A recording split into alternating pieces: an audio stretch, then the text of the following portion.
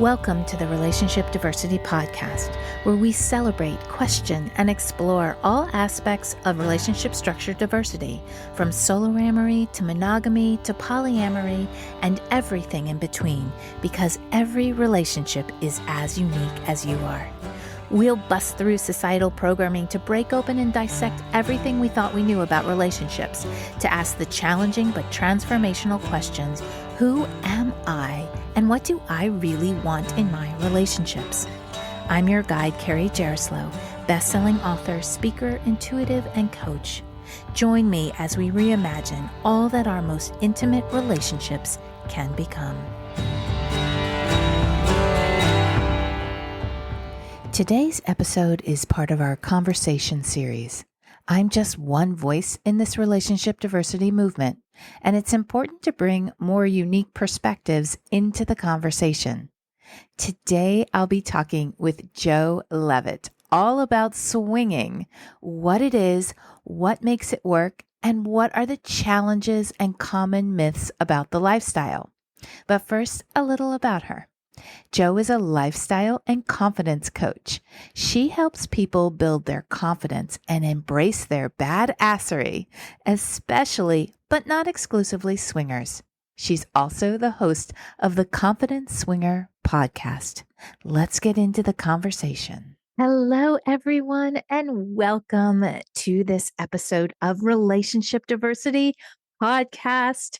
I've got a great guest for you, and I am so super excited about this topic because although I know about it on an intellectual way, I have never experienced it. So I am going to be learning right along with you. We have got Jo Leavitt here, who is going to talk all about swinging. We are going to learn together. So welcome, Jo, to the podcast. Thank you so much. I'm so excited to be here. It's definitely a topic that I love, so I'm excited to educate your audience about it. Yes, because with any kind of relationship structure, the less we know, the more assumptions we make. And so education is so important. And learning about other people's experiences helps to open our mind, to have more compassion, empathy, and possibly interest.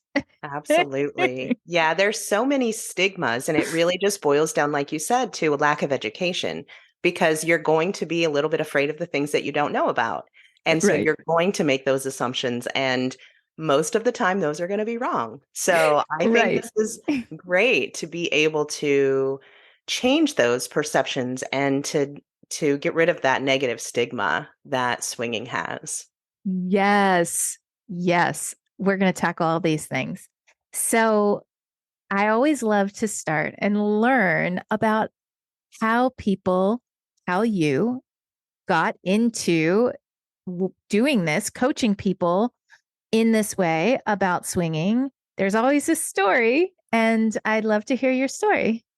There always is. So I am 46. I'm married, and I've been with my husband for 18 years. We've been married 9. We've been together 18, and we've actually been swinging together for 17 of those.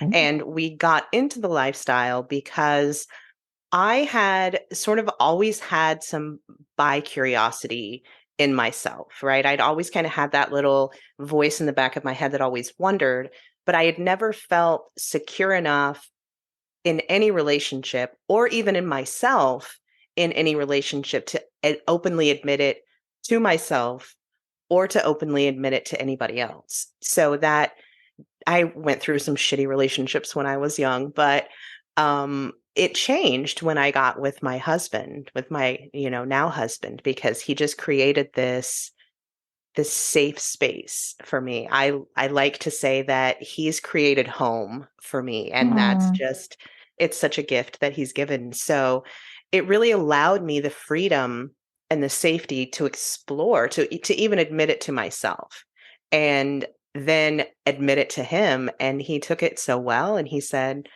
I said, I really think that this is a thing. I really think that I have some bi curiosity. I think I'm attracted to women. And he said, well, then let's explore that. So he actually found some swinger websites that it's very similar to like dating websites, right? And you create a profile. And so we kind of got started that way. And it's been an amazing journey, and it's shifted, and our dynamics have shifted, and our experiences have changed. I mean, obviously I'm definitely bisexual, and I still predominantly play with women. That's still my focus. But it has shifted a little bit, and it's opened us up to new possibilities of things. So a few years ago, so that's kind of how we got started in swinging. So that was Um, 17 years ago, you said? 17 years ago, So what was that 2000? Okay, math. 2005? No, wait. Yeah, S- 2004? something like that. I Something don't like know. that. Okay, so Something like that. that was a while ago. It's Yeah. been a while. Yeah. Yeah, it's been a while, and it's been amazing. Like well, so a few years ago, I sort of went through that. My husband called it a midlife crisis. I called it like that spiritual awakening, really, where I got to that point where I felt like I had so many gifts to offer the world that were not being fully utilized. And, I had been in my job for a long time, and I enjoyed it, but it didn't feed my soul. Like it wasn't what I was put on this earth to do. And so I went through a lot of personal development, a lot of reflection, and ultimately it led me to coaching. And that was just the perfect fit. But at that point, I still didn't know who my audience was. I didn't know what that looked like. At first, I actually thought it was career coaching, and that just didn't click with me. And my husband actually made like an offhand comment about coaching swingers, and I was like, of course, like, yes, obviously. And so the Confident Swinger was born, and it's been I've been in my business just under a year now. I've been certified just under a year, and it's been such an incredible journey. Yeah, because now having gone through your own journey, Yeah. you have an idea of what other people who, have those curiosities, whether it is about, their sexuality or about the relationship structure and the fear of being on the side of the terror and the unknown, wanting to go to the other side. So I'm sure that you're very helpful with your clients Yeah, after having traveled that path yourself. right. Yeah, absolutely. And I've been in this lifestyle a long time, and I've seen a lot, and I've learned a lot, and I've grown not only through my own experiences, but also observing other people's dynamics, because obviously our dynamic works for us. It's what we like. But that doesn't mean that I don't have experience with all of these other dynamics that are in the lifestyle. And, I have a lot of close friends that have very different dynamics than I do. And I've seen their journeys as well. And so, which is also kind of helpful a little bit, seeing those things from the outside, because sometimes it's hard to see them Right. from the inside when you're experiencing them. Right, right. And I love that you kind of put on, your observer hat and watch all of that because it's very much what I talk about in relationship diversity. You are your own unique person plus another unique person equals a unique relationship and how it shows up in the world. Absolutely. Yeah. And then when you bring other people into that, Mhm. it can create this beautiful tapestry, but it definitely does bring its own challenges. Oh, yeah. As we both smile, you can't see us, but we're both going, oh, yes, it's that Oh, knowing yeah, smile. absolutely. And, that was one of the reasons why I felt so drawn to coach in the lifestyle, to coach other swingers, is because it definitely presents its own unique set of challenges. And because that stigma is still there, because that taboo is still there, people sometimes feel very alone in that. They don't feel like Mhm. there's anybody that they can reach out to, because they don't necessarily need counseling. They don't need therapy. They just need somebody to understand and to help them through the issues that they're going through. And that is the magic of a coach. Yes. Yes, because I think, many people feel very alone when they start to explore these kinds of things. And even knowing, oh, someone else knows kind of what I'm going through is really helpful.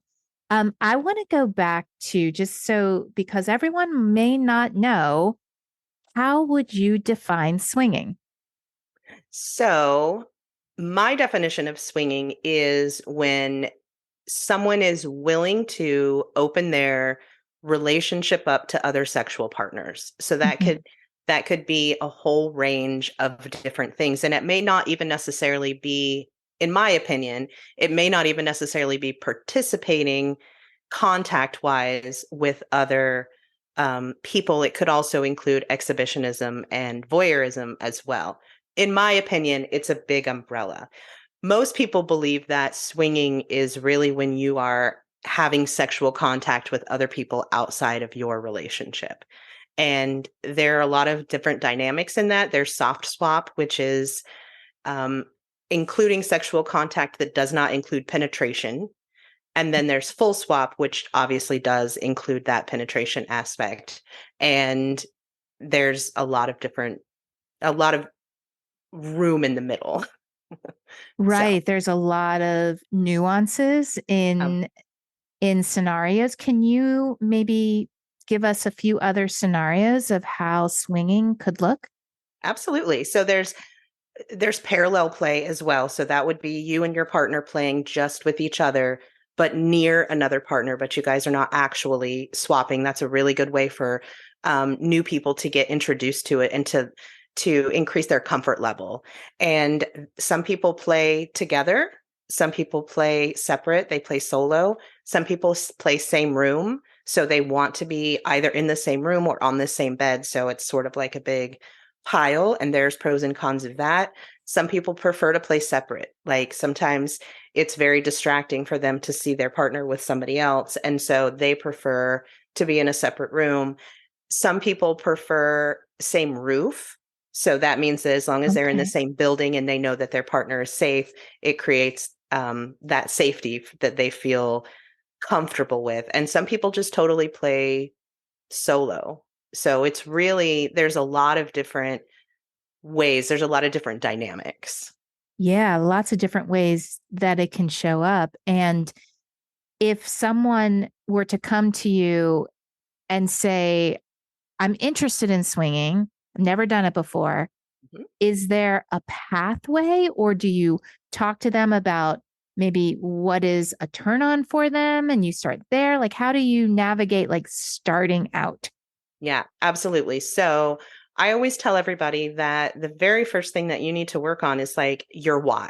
That's the first thing that I work on with all of my clients, regardless, is know your why. You need to understand why this is something that you want. And it needs to be something that you want and not just something that your partner wants. Because if it's Right. just something that your partner wants, it is going to cause resentment. It's going to cause problems and it's not going to end well. Mhm. So, my first step is always like, know your why, know what you want to get out of this, know what it's going to bring to you personally, and know what it's going to bring to your relationship.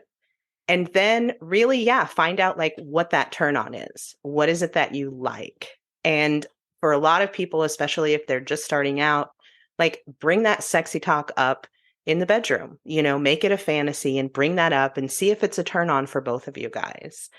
Or you can bring in some porn. That's always a good way too. Or there's a ton of podcasts out there. So it's Mhm. always a Your good thing. podcast, Yeah. the It's Confident Swinger podcast. Go check it out.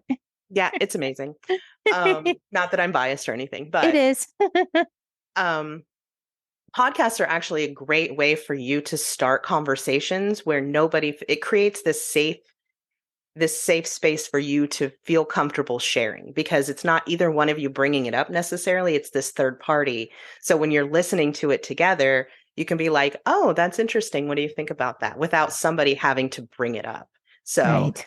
that's kind of a good way to um the next step past that is really like figure out where your comfort level is. And then you have to like explore that, right? So Mhm. that may mean going to a club or a party or a meet and greet with no expectations other than to just fill it out. Just see how you feel, see what the environment feels like, see how you feel and your partner feels. And, it's a good time to not have any expectations about playing that first time. It's really just like a fact seeking Mm-hmm, mission. mm-hmm. I tell my clients, like, live with curiosity. So, like, make your choices and notice all of the things. Like, this is obviously like a lot with thought work and stuff, but even in that kind of a situation, like, go into it with curiosity and non-judgment. So you're just going to see what happens, and there's no right or wrong. You're just noticing what happens. Yeah. I sign off every single episode, stay curious. Because when we Hmm. sit in that curiosity, then we become slightly like removed from all the judgments and the fears and the stigma. Um, and we stay in this a space of openness. Absolutely. Yeah, I tell that with my clients so much too, but a lot of what I work with my clients is thought work. And I said, if you focus on your thoughts with curiosity, then you are sort of removing yourself from them, and you don't feel so overwhelmed by the emotions because you're not feeling the emotions so much as you're noticing the Right. emotions. And it is a great distinction. Yes. Yes. So helpful. What, well, I have two questions and I'm thinking about going in order. So, my first question is once someone's decided, okay, we want to go for it, how do people find, because of all the stigma, that it's so underground? Which I hope with podcasts like yours and mine, we start to bring acceptance Hmm. into swinging, polyamory, etc., non-monogamy. But Hmm. how do people find places to go explore? Right. So, like I mentioned before, when we first got started, we set up a profile on a website, and that is really a great way to get started because you can go in and set up a profile, but all of those sites also are going to list out events that are going to be in Mm, your area. So not only are you trying to connect with other people on a one-on-one sort of similar to dating basis, but you're also finding out about the events and the meet and greets so you can go meet people. And there are several sites. Some of them are more popular in some areas than others. I'm in the Midwest, and C4P, which is Club Foreplay, mm, is very popular in this area, and that's the one that we use quite a bit. But there are other websites as well. SLS is one, and Cassidy, FetLife, although that's more of like BDSM. But there are a lot of sites like that. So I would definitely recommend doing some searching and finding out what those sites are that are going to be popular in your area. And if anybody has a question about that, I sort of, in one of my files, I have a list of the websites that are more popular in different areas. So any of your listeners that are interested can feel free to email me, and I can at least get them started on which of those sites are good for different areas. Because that's obviously, yeah, yeah, you're going to be more successful if there are more events going in your area, and some are more popular than others. And also, a great way is Facebook groups. There are mm, Facebook groups everywhere. Facebook groups are amazing because there are groups that pop up all over the world, really. I'm assuming I haven't searched for ones internationally, but I know there are so many domestically here in the US. And if you get involved in those groups, then you're going to be meeting people more locally, and you're going to be finding out about events. And that's really a great place to start because you want to go to those, you want to meet people. That's kind of how it definitely. If starts. Yeah. Yeah, if you want to explore it and you want to go past the kind of fantasy play, Hmm. it would be finding a group or finding a place. Right. You can't play with other people without other people. Right. Right. Well, Jo is a great resource. So I'll have her email address down in the show notes for you if you want to connect with her. And I'm sure she'll be able to help you out. So, my next question is a common question that I get. So, I'm curious what your answer is. And that is, let's say one person wants to explore swinging and the other person in the partnership does not. What Mhm. then? It's funny that you say that. Like I said, we've been swinging in the lifestyle for a long time, and it's always been like I've always been leading that because we started with it being my fantasy, and it just feels a lot more naturally to me. And my husband has always been the more, I don't want to say reluctant, but he's always been that person that's not as interested. And we actually did just do a podcast episode together that was when one partner is more interested in the lifestyle than the other, Mhm. because he is that more reluctant partner. So, really, like with anything, you're different people and you're coming at it with different wants and different needs and different desires. So, you really need to be very open and honest about those things. And understanding why you have those wants and those needs and those desires is going to be super important, because there may be other ways to fill those needs that everybody is happy with. Right. So it's super important to just be open and be honest with one another, and to really explore all of the possibilities. And it can also be very helpful if you're in that situation to have a coach or a mentor or an outside perspective to help you navigate that, because there may be options that neither one of you are seeing because Right. you're very blinded by your own expectations. Right. And we, I think I'm saying a collective, we want all or nothing. It's like, I want it all. And if there's, Yes, there's usually something, and this is why where I think what you talk about of the first thing you do is to help people determine their why.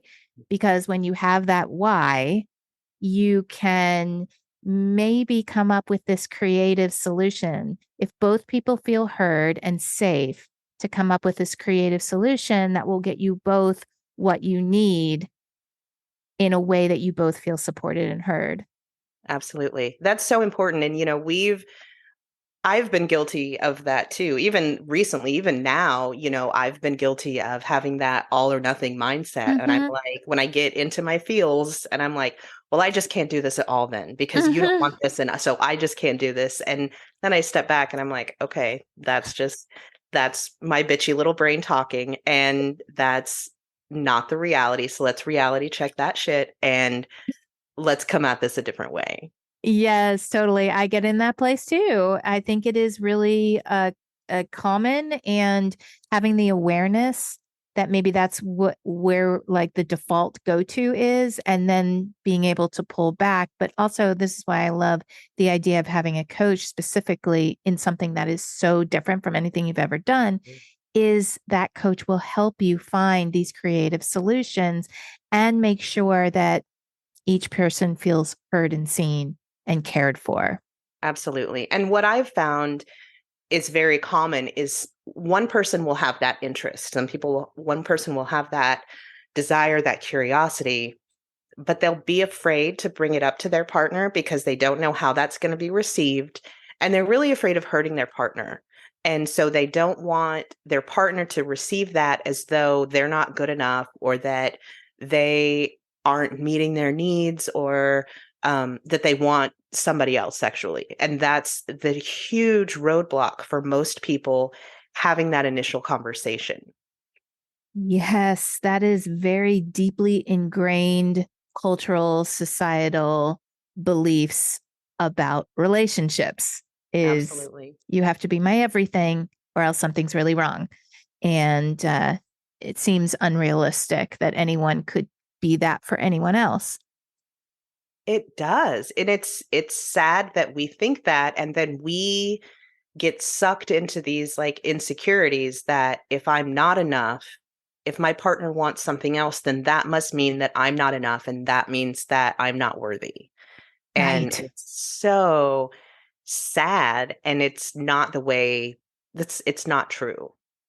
Right, right. So a lot of the work that you're doing, even preparing someone for this, is about their own self-work and their self-worth and self-love, self-acceptance, all All that. all of that. Yeah, I'm a lifestyle and confidence coach, and the reason for that is because at the base of really getting what you want is that confidence, that self-acceptance piece, that self-love piece. And that's also why I was led to coach in that, using that confidence, that tool. That framework. I don't know exactly what I Yeah, want to say with that, but that's really at the base of so many issues is that not that self-doubt. right, right. It's at the core of a lot of things of It life. is. It And I is. think it's a lifelong practice to find the self confidence. I know, after 53 years, it's like there are times when it's high, there are times when it's low, and that's okay. And sometimes it fluctuates within the 24 hours of a day. But it's just a constant, thing to travel and to learn about and to stay curious about as well. Um, who, so I want to go back to the swinging a little bit and ask you, who do you think the swinging lifestyle really serves? Like, who is it really good for, other than someone who has a real interest in it? Right. Yes. So I will say that you need to be very solid in your relationship. If you have if you think that swinging, if you already have a troubled relationship and you think that swinging is going to solve it, that's like having a baby to fix the Oh, marriage, and it yeah. just does not work. Yes. Does not work. So you need to have a solid foundation. You need to have trust. You need to have respect. Those are super important, and you need to have good communication. And Hmm. you may think that you have good communication going into it, but once you start swinging, it is going to it is going to test you to the limits, and it's Oh, going to yes.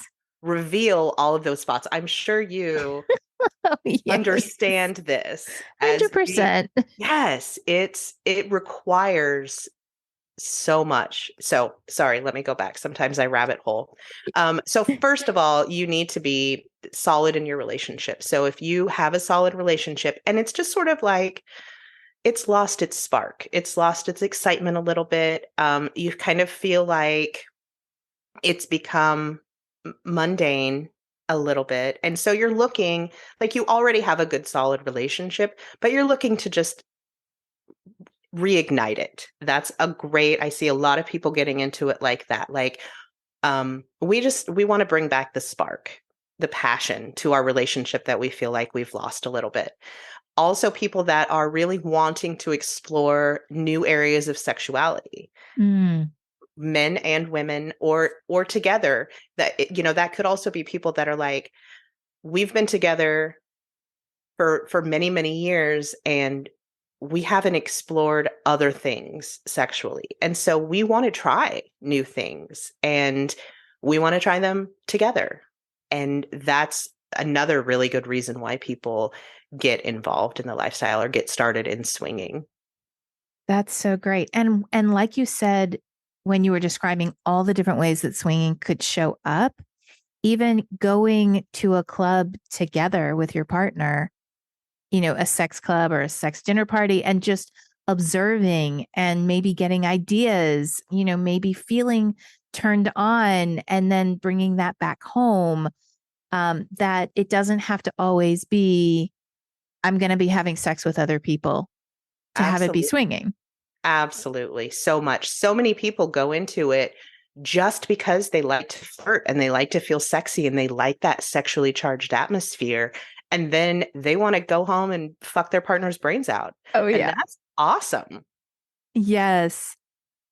Yes. And I love broadening it up like that because I think maybe that might allow people who never thought that they could quite open up in that way, that gives them maybe a little bit of opening, no pun intended or pun intended, to to explore just something new for their relationship.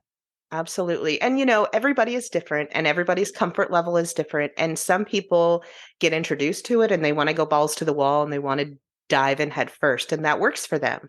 And that's great. And some people need to put their toes in the water. Some people need to baby step into it. And that's great too. It's really whatever makes you feel most comfortable and most accepting of the situation. Right.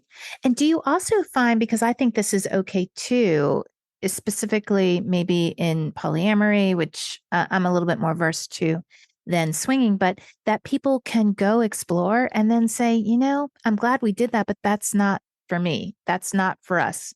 And come back into a closed arrangement. Absolutely. People can go and try that and then say, monogamy is for us. Like we're Hmm. not this we tried it, we explored it, and it just didn't fill the need like we thought that it would. And we're good with just being monogamous again. Absolutely. Right. I love that flow and fluidity because I think that there's a lot of thinking out there that if I go do this, this is how it is going to be forever. And there is a lot of people that take a step back from the lifestyle for various reasons throughout their journey. There have been years when Chad and I have not participated with anybody else. However, we have these amazing friendships and this amazing community that has been created that we would not give up for anything. So, Mm, even during those phases when we have not played with anybody else, we've still had that community. We've still had those friendships that we treasure. So we never really felt like we totally stepped out of the lifestyle, but there have definitely been times that we did not participate at all. And we were fine with that. right. Right. Because there are moments in our life that either circumstantially we're so busy, we just cannot take on another commitment or another experience, or emotionally, maybe we're just drained emotionally because of the chapter of life that we're in. And being present with the fluidity of life and communicating that will help to, people to stay connected, couples to stay connected, which I know is one way that will make swinging successful for people. What are other ways? What is needed to make the swinging experience successful? And I don't look at successful as like, we did it and we're going to do it for the rest of our lives, just like a feel good experience. That was a good experience. Right. Yeah. Success is everybody being happy with the situation Right. and everybody feeling like it was a good experience that they want to continue with. So, again, it really, really goes back to communication. And I know people are probably tired of me saying that, but But it's true. it's so true. You have to be able to have that open, honest communication. And that is hard as fuck. It is Oh, yeah. hard. It is so hard to say something to your partner that you know is going to hurt their feelings. So scary. It is, but it's needed. It's needed to grow. Like you're not giving that honesty out of anger, out of hostility, or out of anything except for the desire to love your partner and to grow into your relationship. Right. So it really requires that open, honest communication, and requires you sharing your feelings with your partner at every step of the way. And so when you're feeling jealous, because that shit's going to happen, Hmm. you talk about it and you say, well, what were the triggers? What brought that up for me? And what did we enjoy about this experience? And what did we not enjoy about this experience? And what can we learn from it? And how can we move forward? I try to encourage people to not see any situation in terms of good or bad, but just in terms of what can we learn and how can we move forward? Right. It's so helpful. And then it takes all the judgment that, people are scared to feel, Mhm. or, that's a lot of people show other people's judgment, right? So it's like, it's neither good or bad. It's your experience. Your experience is valid. Let's talk about it and move forward. I Absolutely. love So that. communication is definitely important. And the other thing I think that's equally important is trust and respect. So that Mm, means that if your partner is feeling a certain way about something and not ready for something yet, then you need to respect where they are in their journey. And it's typically a rule of thumb that you go at the pace of the slower partner. Mm, So you go at their comfort level instead of the person that is, all in balls to the wall. You have to go at the pace. You have to go at the pace of the less comfortable partner, but I also encourage that less comfortable partner to push themselves a little bit because right. change doesn't happen in your comfort zone. So true. So true. Yeah. And I love that you say that because I think it is, again, the compromise, right? Is like we don't want to push someone too much if they're not ready. But at the same time, we want to be stretching and expanding. And so it's a dance, and it's a delicate dance. And again, why I love the idea of working with a coach like Jo, because you know, one is I think of it as like a doctor, right? A doctor sees thousands of patients. So they know if someone comes in with a sore shoulder, they have more perspective Mhm. of, what's common, what's not common. We're just sitting here with a sore shoulder going, oh my God, I'm the only one with a sore shoulder. This must mean this. But if you're working with a coach who has so much experience with different kinds of scenarios, I think that there's a comfort level in that to bring like, no, this is normal. And I'm going to just kind of gently push you up to expand a little bit and explore. And I'm going to, hold you back a little bit to see the other, see your partner because you love that partner and, that delicate dance. Absolutely. And that is also why it's so important before you start to know your why.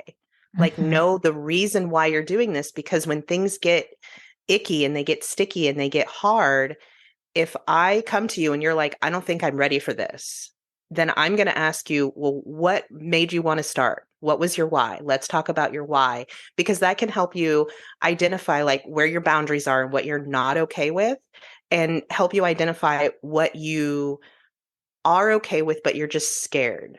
And we Mm-hmm. can also like identify what those fears are.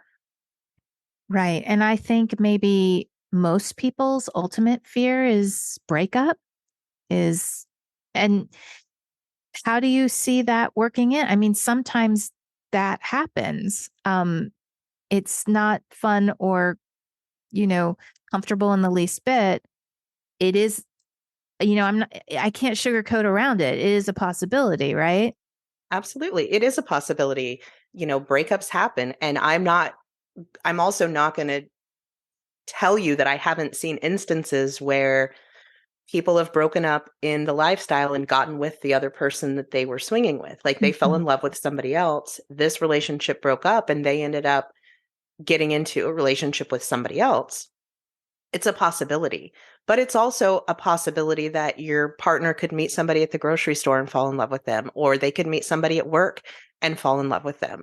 Like you Right. don't own your partner, and ultimately you should want them to be happy in whatever way fulfills them the most. And sometimes that's not you. And I know that sucks and I know that's hard, but that's also just the reality of it. So, yeah, for sure. It's definitely the big fear that a lot of people are going to have when they go in is like, what if they replace me? And Mhm. that's also where that confidence comes in, that acceptance in yourself is you knowing your worth, and you don't have those fears as much. Yes. And relationships are, you know, really, they are really wonderful and they're also tricky and can be challenging, regardless of what structure you are in or practicing. That is just how relationships are. We are the most intimate with that person. And so a lot of stuff comes up. And I think, those people, I see it in my kids even, my kids can be their absolute self around me more than anyone else. And a lot of times it's not the most beautiful part of them. A lot of times it is, but a lot of times it's, they have to be on guard so much in their life that they come home and they just need to be them. And sometimes that's tantrums and, you know, those kind of things. So, Ooh. um, I appreciate you going there with me on that because I don't think that we should sugarcoat it. And there are times when even in any kind of non-monogamous relationship, or in a monogamous relationship that you grow and find that, this relationship, I've grown in another direction and this Hmm. person's grown in another direction and it's not together. Um, Absolutely. and there is a lot of times where this kind of experience can bring people together and can help us grow together. So I tend to always like look at the worst case scenario, and I think a lot of people do, but there's also could be a great case scenario that comes up from this experience. Absolutely. So I will tell you what I've seen is the people that have that communication and they have that trust and they have that respect and they're able to navigate the difficulties, it strengthens and intensifies their relationship so much. Like the lifestyle and swinging with my husband has brought our communication to a whole nother level. It has brought our intimacy to a whole nother level. It has brought our trust to a whole nother level because you have to have that to allow your partner to go explore with somebody else and know that they're still going to come back to you or to believe that they are still going to come back to you. It Yeah. takes a tremendous amount of trust and respect and acceptance. And when your relationship has that and you're able to go get your needs filled and be happy and then bring that joy back to your relationship, it Yeah. just it just exemplifies this joy. So it doesn't take away from your relationship. And that's the thing that people don't realize about the lifestyle is you think that you're going to be out fucking other people because you want to be out fucking other people and it's going to pull something away from your relationship. Mm. And really when you're doing it the right way, when you're doing it openly and honestly and you're sharing, it really has the opposite effect of that because you're happier, you're more open, you're more honest, you don't fucking feel the need to hide. And Yeah. that is huge. Like so many people are like, "Oh, I'm attracted to that guy, but I can't tell my husband." Like, "Oh, I think he's hot, but I can't tell my husband." When you have that level of freedom in your relationship, you don't have to have those secrets. And Yeah. that just creates this beautiful depth. Yes. It's bonding. It's It, bonding. it definitely is. Yeah.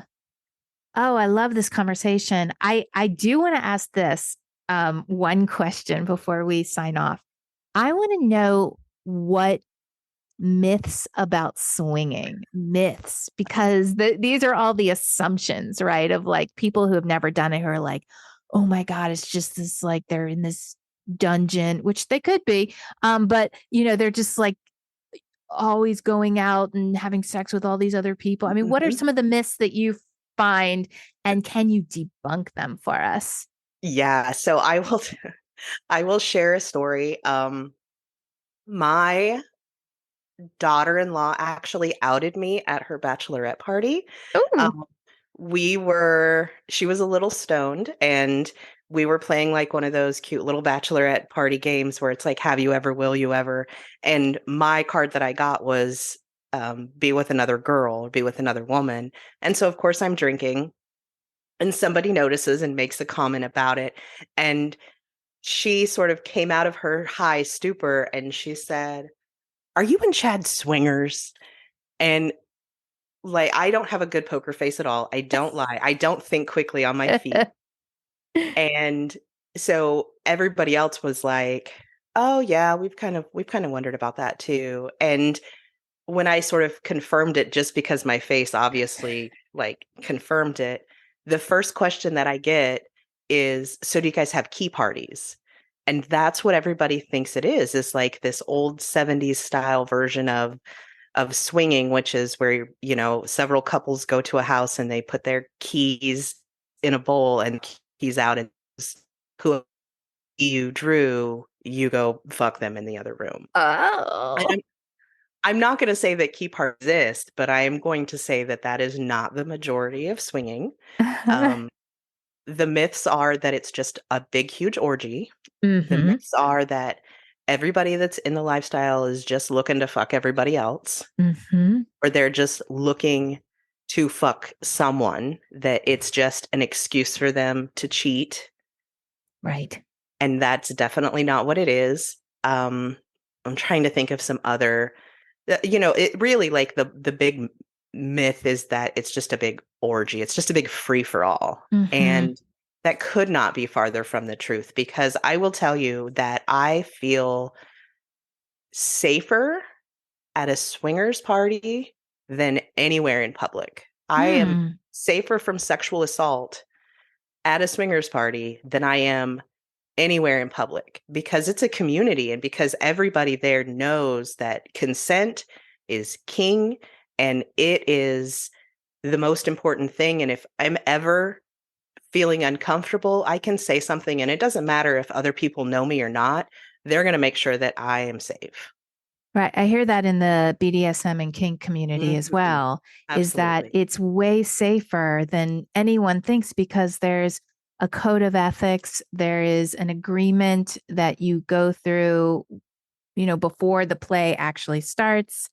I think also broadening your definition of what swinging is and how it can show up for people makes it, yes, about the, sex sometimes, but also about the eroticism of just seeing other people, even, watching other people have sex in real life, is very erotic for some people, and doesn't have anything to do with them having sex. So there's just such a variety of how swinging could show up in someone's life. Absolutely. And, we didn't even talk about singles in the swinging world because that's Hmm. a whole nother thing is some people are just looking for a woman or they're just looking for a man to bring into their bedroom. And so there's definitely a place for singles as well. So in my opinion, you don't necessarily have to be coupled to be a swinger. You just have to be willing to accept sexuality on a non-normal, non-societal, on those terms, I love And that you bring that up. I love that you bring that up because I talk a lot about the structure that I've called solo amory, which is I want, my relationship with myself to be the most important one and to be prioritized.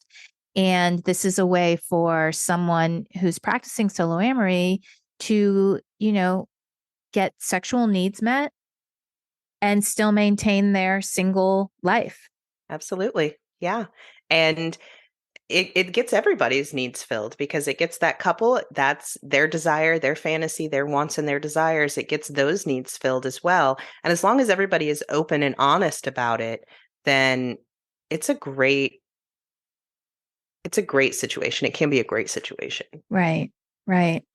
Well, one last question. Um, First, I want to thank you so much. This has been so enlightening and I've learned so much.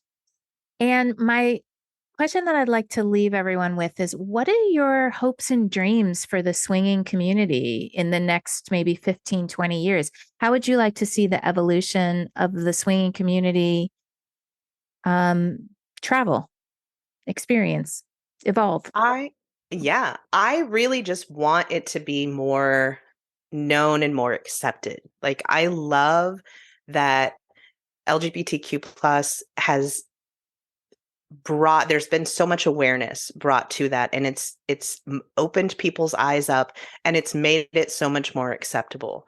And I really want the lifestyle in general, including swinging, including polyamory, including BDSM, including all of those different dynamics. I want all of those to be understood and accepted. You don't have to agree with it. You don't have to participate in it for you to respect it and to accept it. I love that. I love that. And I know that you are doing your part with your podcast and your coaching. And so I thank you for doing that to further relationship diversity and the acceptance of it. And I want to encourage anyone who is interested in exploring either the swinging lifestyle or how to become more confident in your relationships to please go check out Jo. She's got a 12-week one-to-one program called, you got to say it because it's a good title. Get out of your head and into their bed. Get out of your head and into their bed. Ah, what a great thing to leave. A great slogan. I love it. And we will leave you with that. So if you have any interest to get out of your head and get into their bed, go check out Jo. All of her information will be in the show notes. Jo, thank you so much. Thank you, Carrie. This has been such a pleasure. It's been so much fun. It has been. We'll have to do it again sometime. Definitely. Thanks so much for listening to the Relationship Diversity Podcast. Want to learn more about relationship diversity? I've got a free guide I'd love to send you. Go to www.relationshipdiversitypodcast.com to get yours sent right to you. If you liked what you heard, please subscribe to the podcast. You being here and participating in the conversation about relationship diversity is what helps us create a space of inclusivity and acceptance together. The more comfortable and normal it is to acknowledge the vast and varied relating we all do, the faster we'll shift to a paradigm of conscious, intentional, and diverse relationships. New episodes are released every Thursday. Stay connected with me through my website, carriejaroslow.com, Instagram, or TikTok. Stay curious. Every relationship is as unique as you are.